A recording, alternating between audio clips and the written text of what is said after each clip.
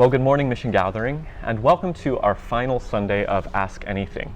This series we typically do every June, where you get to submit your questions, and me and Pastor Wendy do our best at answering them about anything, whether it's church or life or relationships or sex. This month we've done this series a little differently, though. We did an Ask Anything the first week of June, and then we shifted the focus to uplifting the voices of Black members of our community so that we can listen and learn and become better advocates for racial justice and equity in our city, in our church, and beyond. And on this final week of Ask Anything, we did want to come back and actually answer some of the questions that were submitted, not because we're shifting away from the focus of racial justice. In fact, we're thinking about ways to be further engaged as a community in these conversations and in the actions that need to be taken in San Diego and beyond to dismantle white supremacy.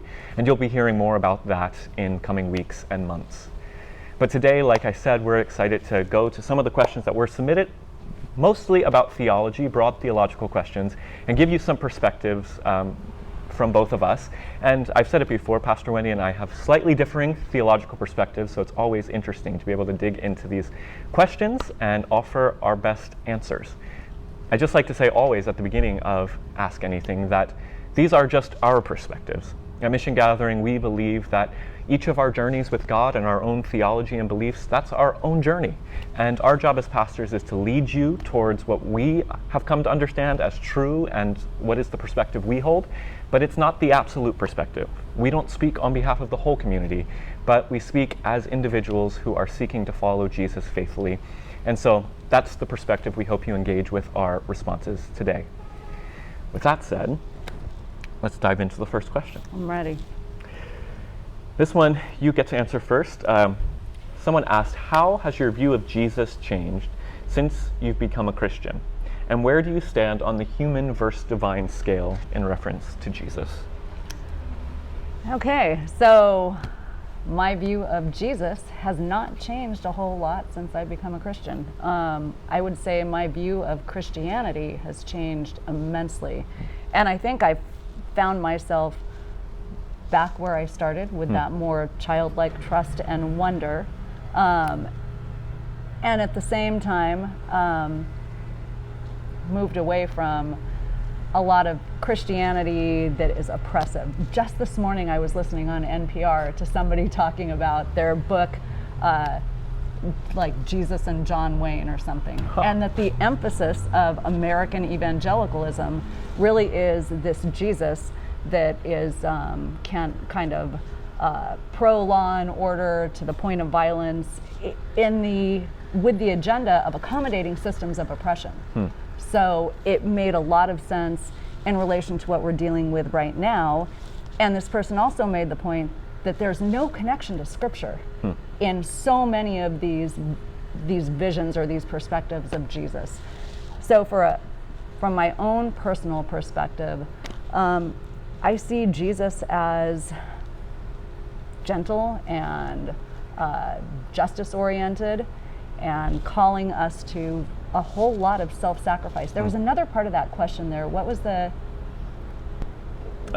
Where do you stand on the divine versus human scale? Oh, yeah. And I think Jesus is fully divine and fully human. I think that we don't have Jesus without that. So there is that supernatural aspect of the things that I really do believe in, like that are more adherent to conservative theology, like the virgin birth and the death and resurrection. Sure. And at the same time, Jesus lived as a human, so we would have that example of how to live for others. And I think that's the primary call of Jesus, whether we're tapping into the supernatural strength that it requires to live that way, or we're following the humanity of Jesus, who gave us the example that it's possible. Yeah, totally. I think for me, my view of Jesus has changed a good bit in the sense that when I came to faith, I saw Jesus as primarily a spiritual superhero of sorts. And that's not to say I don't believe in miracles or the supernatural power Jesus exhibited, but I've become really fascinated and interested in studying the historical Jesus, because a lot of scholars will talk about the Jesus of faith and then the Jesus of history. And that's kind of the dichotomy we're talking about, the divine Jesus and the human Jesus. And the more you learn about the Jesus of history, the more you actually get a better context for what Jesus was doing as a historical figure in first century Palestine. Jesus, of course, I confess Jesus as God. I believe that he's God incarnate. God decided to step down out of heaven into earth and reveal God's self to us through Jesus. But also, Jesus was a first century radical revolutionary who lived in a culture and a context and spoke against the Roman Empire and also the corruption of the Jewish religious establishment. And a lot of that tends to get lost in Christian teaching because I think we overfocus on Jesus being God, Jesus being a divine healer, Jesus doing miracles. I don't think that was what Jesus focused on most of the time. I don't think that's what the disciples focused on most of the time. In fact, the Apostle Paul, for instance, never mentions the virgin birth of Jesus. That's not to say it didn't happen, but it wasn't the focus. Paul focused much more on the sacrifice of Jesus and the resurrection of Jesus. It was more emphasizing the way the historical person lived and how we should follow in his actual, tangible, real path in our world. And I think the same can be said for James and Peter if you read their writings in the New Testament. Not a ton of stuff talking about Jesus the divine, but really talking about Jesus and how he lived in the world. I think the key emphasis is that Jesus was not about trying to get us off earth and into heaven, but about how to bring heaven to earth, how to live abundant on earth. And so my view of Jesus has become more human-oriented, whereas I think I began my faith journey holding Jesus as primarily divine. And it should be said that throughout Christian history, this has been a constant waxing and waning. People have often overemphasized the divine to the exclusion of the human, and vice versa. People have said Jesus is only human, wasn't God. That both of those paths have been declared heresy. And while I don't really give the councils of church history that much credence, I do think there's some wisdom in saying, let's hold the tension, let's hold the paradox. Jesus is both a divine being that we experience personally, right now, right here, and Jesus is a historical figure whom we're called to read and learn about and emulate in the world. Yeah, so having this conversation reminds me that the whole emphasis of the Bible and discussing where we're at with Jesus really comes down to our obligation as we are assessing who is Jesus to us and what difference does that make in our lives. How do we then impart that obligation to others and show, and that this is difficult because it gets into a social politic of how do we live as Christians. Yeah. But if we're really doing it scripturally, then we really need to be back to what you were saying, that the agenda was to intervene on behalf of people who did not have it as good as those around us. Yeah. And I think that's Jesus. Yeah, that's super important though. And for the people who push back on preachers or Christians being too political, they're people I would argue that don't understand the historical Jesus. We did a series a couple months ago called The Politics of Jesus, based on a book by Dr. Aubrey Hendricks, and there's another book called The Politics of Jesus by he's the founder of the Mennonite Church. I'll post it. Anyways, 2 books called The Politics of Jesus if you Amazon them. And the point is, Jesus actually engaged in political debate in his day. Jesus spoke things that were directly contradicting the prevailing political opinions of his days. He did things that were politically motivated. Challenged systems. Yeah, overturning the tables. We talk about it a lot in the temple. But that was a symbolic act to say that the system, the structure that exists right now needs to be overturned, which, funny enough, sounds like exactly what Black Lives Matter protests in the streets are saying. The systems and structures that exist need to be overturned.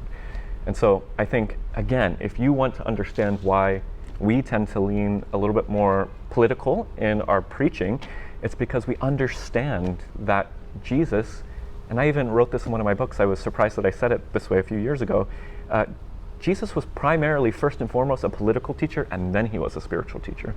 Most of the Sermon on the Mount is about how to live as a community together, and politics simply means the affairs of the people or the affairs of the city. And Jesus is talking about how do we order the city of God on earth as it is in heaven. So, yeah.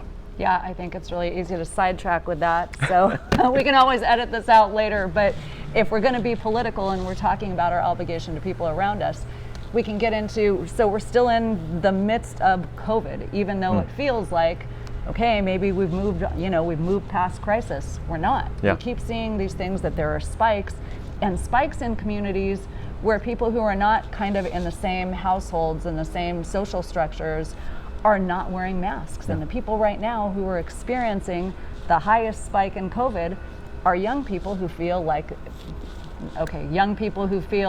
they may be immune to infection, and also in communities where they are insistent that we're not going to disrupt rights by wearing masks. Yeah. When really what it comes down to is not only protecting ourselves, but protecting the vulnerable around us. Yeah, and the last thing I'll say on that is, you talked about Jesus' call to sacrifice. 1 Peter says that the cross is an example that we are supposed to follow in. Paul says you should take up your cross. Jesus says take up your cross. This language is all throughout Scripture. Sacrifice your own benefits, sacrifice your own rights for the good of others. And I think in this moment of history, looking at the historical Jesus and the Jesus of Scripture who said that this is how Christians should be living, that we should be sacrificing ourselves for the good of the whole. I think that is a message for us in this moment, whether it's with COVID-19, whether it's with conversations around Black Lives Matter, or any other political conversations that we're going to be entering into in this political season of our nation's history. If we are going to follow Jesus, we need to follow Jesus by putting others' needs before ourselves. And I think that is the Christian political stance. That's not Republican and that's not Democrat, by the way. Whatever political policy says the needs of the most marginalized, the needs of others are before myself, that's the Jesus-oriented public policy, I think. So, yeah, we could really keep going on. Yeah, and I just really want to say, I know you keep going to do the next question, but I also really want to say, it's not, as we are deciding for ourselves what that looks like, it's not just about these life and death immense decisions that we have to make where, I'm either on one side or the other. Sometimes it just comes down to our own discomfort and accommodating our own discomfort. Yeah. Okay. Yeah, we'll go to question 3 actually on this list. This person says, Jesus used terms that modern Christians often find a bit embarrassing. For example, demons, devil, hell. How do you feel about that? Really? Yeah. Okay. And he says question 3 like I know. I have no idea what questions are coming. But I love this. And this goes back to where we've talked about that we have some different theology around this. Because while I believe that the vast majority of cases that we read about in Scripture where Jesus is dealing with demonic possession, that really what we're looking at is mental illness. And again, that call to come around people who make us uncomfortable and be the support system. But I also believe in spiritual warfare. And as I see the people close to me and people I don't know at all and governmental systems of oppression, as we watch suffering, it's really hard for me to move away from that there's no, whether we call it negative energy or dark forces or Satan and demons, whatever that is, I believe that's there. And I also believe that our connection to God, to the divine, and that can look different for different ones of us also. Yeah. But I think that our connection to the divine gives us that opportunity to intervene and intercede through God's equipping and God's provision. So yeah, it is embarrassing sometimes. Sometimes it's awkward to talk about those things, but I also think that that's back to that discomfort thing. That's who we are as Christians. Yeah. And my own beliefs on this have evolved a lot throughout my faith journey, right? So there was a period of time where I was the most conservative Orthodox person who believed demons were everywhere and angels were everywhere. And for me at that time, early on in my faith, that caused me a lot of anxiety, honestly. If you believe that the devil is lurking around every corner, then in a really tangible, physical way, then that could create a lot of fear. And I've met a lot of people who have been plagued with that kind of fear of the devil being everywhere, also angels being everywhere. I think, first and foremost, that the times it's talked about in Scripture, they're oftentimes either rhetorical or literary devices not talking about literal experiences, or mental illness, as Wendy said, for demon possession or certain sicknesses that are attributed to spiritual causes in Scripture, I think we now know are physical or psychological. But I also would say that I hold space for mystery, I hold space for unknowing, because I do know a lot of people who say they've had encounters with both angels and demons. And I'm not one who's going to come along and say your experience is delusional. I think that the more I've studied quantum physics, the more I've studied, and I spend a lot of my time watching these crazy documentaries from YouTube about the nature of reality and things like that. If we're going to be honest about our world, humans know very little about the world that we live in. We know very little about what is actually real. The more you learn about cells and atoms and quantums and light and waves and all of these things, you find out that this is a very strange reality that we're in. And in fact, science has said that there are, in fact, guaranteed multiple dimensions of reality. Not to keep getting out there too far, but to say, if all of that's true, scientifically verified, then we shouldn't make fun of folks who say that they have spiritual experiences, any more that we would make fun of folks for saying they had an encounter with Jesus. I know my encounter with Jesus is real. I can't prove it. I know the universe is big and strange and reality is weird, and so if people are experiencing what they call dark energy or demons, I leave space for that. And at the same time in my own life, I don't spend a lot of time thinking about those things. There are certain people whose faith centers around supernatural warfare, things like that. For me, I don't find that healthy or helpful in my own journey, but again, I think we need to hold tension, we need to embrace mystery, we need to be humble, that we haven't got this figured out, we haven't got almost anything figured out, and if we have that posture, I think we're in a good place.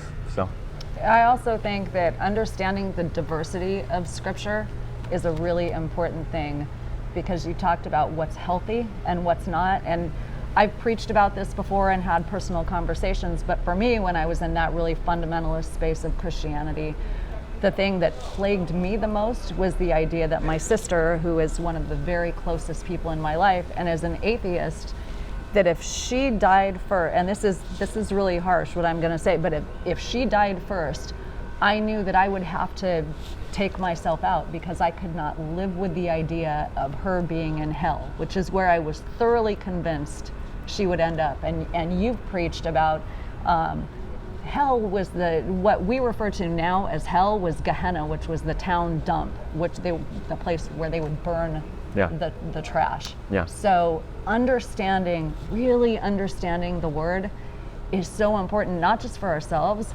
but for to avoid some of that unhealthy rhetoric that we can put out there. Totally. And just on that note on hell, one, if you ever have the chance to go to Israel, hell's a really beautiful place to visit. Gehenna's a beautiful valley. Me and Pastor Rich had a nice walk through it. And again, if you don't understand what the Bible's talking about in its context, you're going to miss what Jesus was communicating. When Jesus talks about hell, he's talking about this place, like she said, where it's a garbage dump.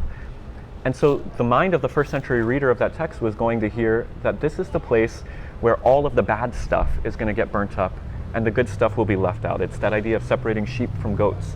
It's not a place of utter destruction, it's a place of cleaning.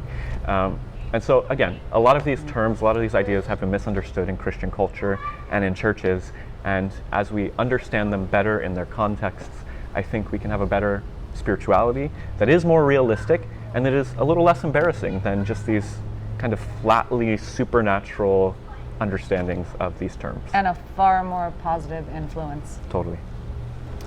Okay, so we're going to do 2 more questions. And this next one is a fun one. Someone sent in, what is your opinion on aliens? So for me, I've actually done a lot of thinking and reading about this particular topic. I kind of grew up interested in this and spent a lot of time watching History and Discovery Channel shows about aliens.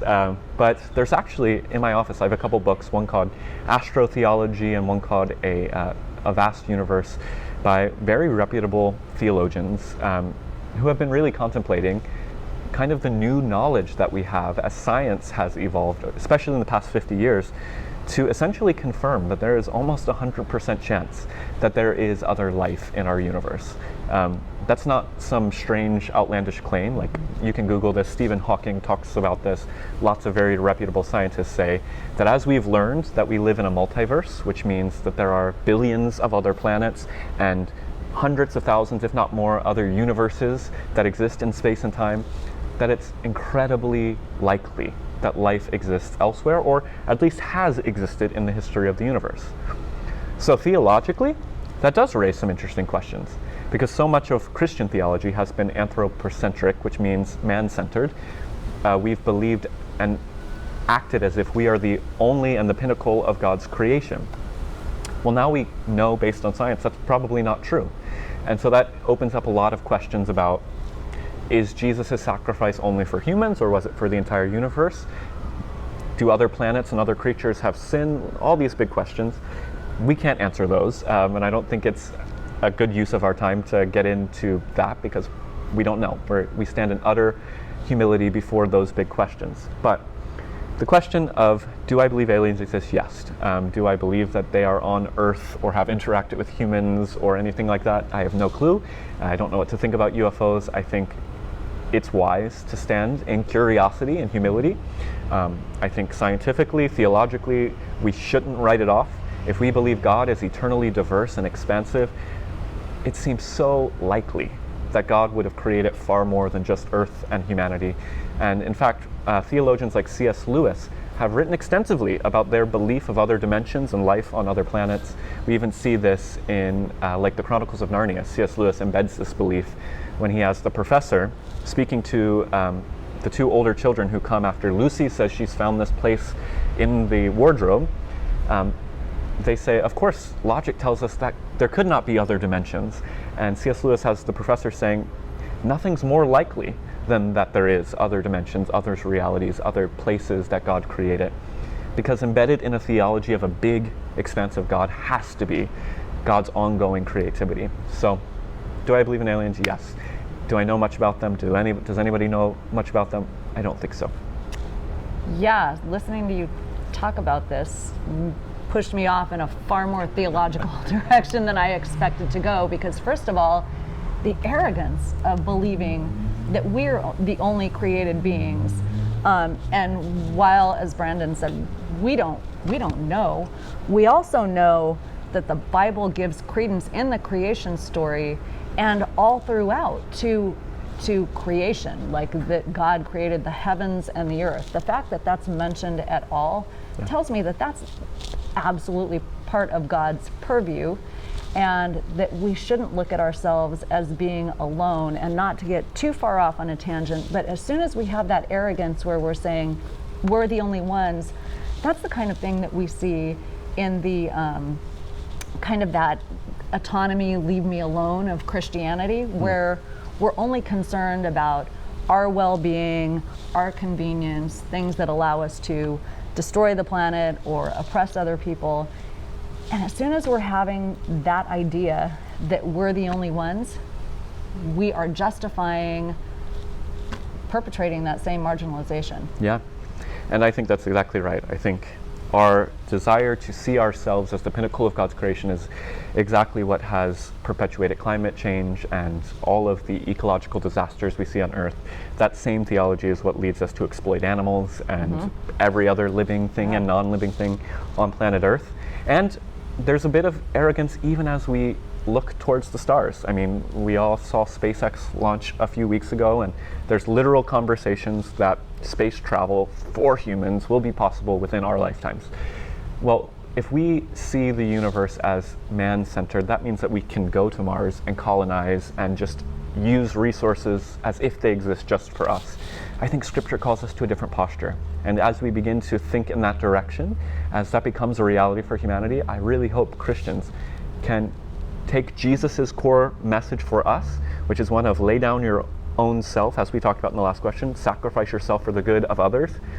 We should be willing to sacrifice ourselves for the good of a universal others, whatever that means, whether that's intelligent beings or even just resources in the universe. It doesn't all exist for us. Our theology tells us everything exists for God and from God. And so we should think about these things and engage with these things with humility, curiosity, and I also think what's important is that we don't have fear. If what we know about God is true, that God is fundamentally love, then whatever other beings or things may exist in the universe are created by our God. And our God, who is fundamentally love and calls us away from fear, that should compel us to be curious without being afraid, to be open to whatever possibilities exist without trembling in fear. Theology would help us to think that we're not going to have a war of the world situation anytime soon.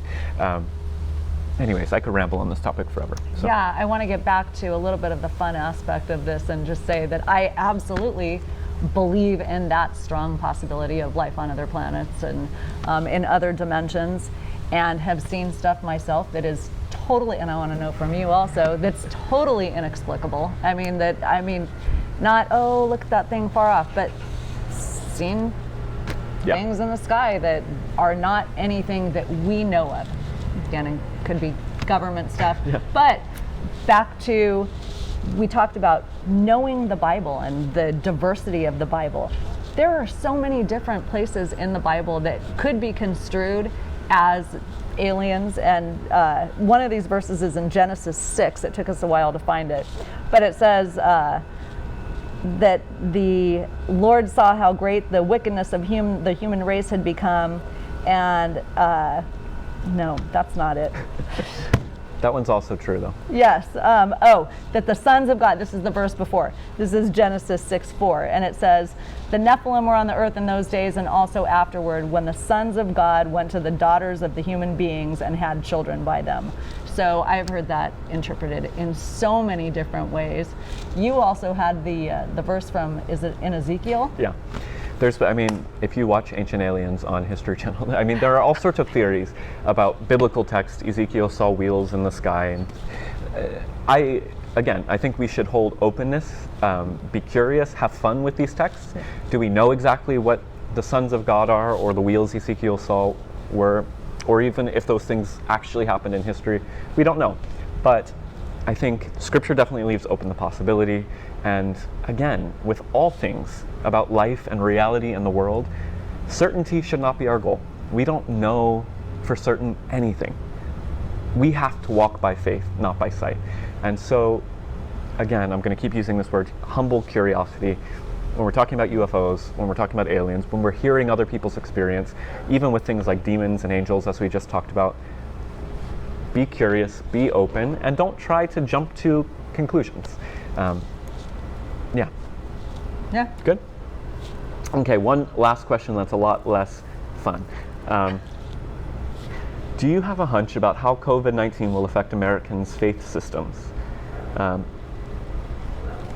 What's your guess? I think that for those of us who have that same trust, like back to trusting that God is love, and that wherever we are at, our motivation and our priority is to be doing for others and showing an act of love. I think that will strengthen the faith of many.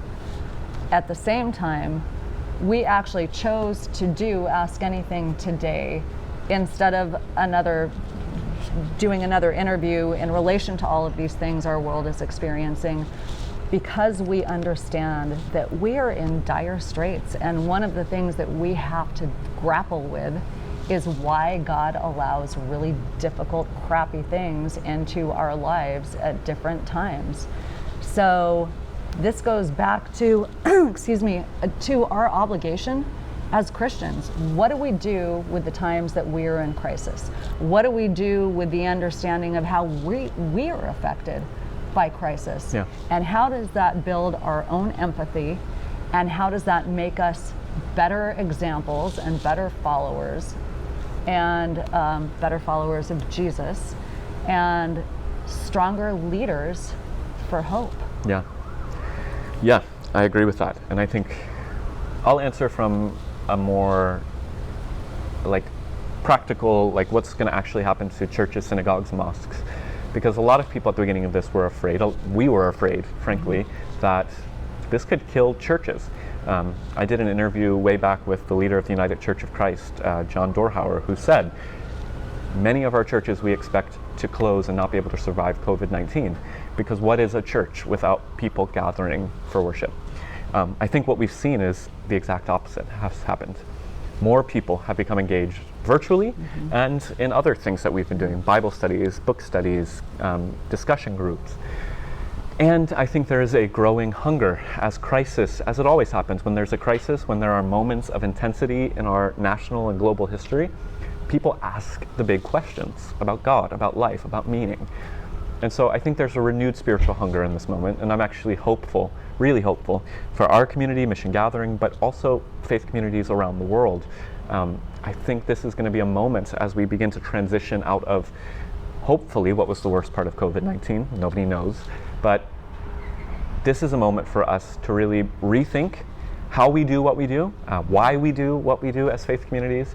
And I know for us and our staff, we are really taking this as a time to reset, refocus, and live out our calling to be the Church of Jesus Christ in a new, more innovative way, more technological way, and with a simplicity of purpose, I think. So all of that to say, I think COVID-19 will end up having a net positive effect on faith communities, not to gloss over the pain and suffering and loss of this moment, but I think it reveals the need for community, the need for spirituality, the need for practice.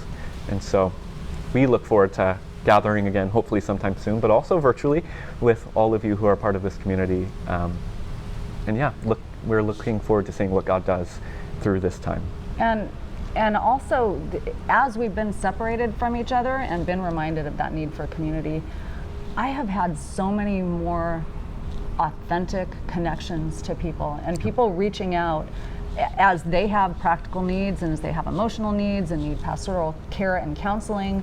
And it brings us to that place of thinking about how do I need to be aware of what the people around me might be dealing with or suffering through, and how can I come into that space and make life easier for them, and in this be reminding them of Jesus's love and provision, because that's really what we're here for. And we rely on God's supernatural intervention and God's supernatural provision in all of these ways, but also remembering that we are here to be the hands and feet of Jesus and to also participate in providing the things that those around us need. Yeah.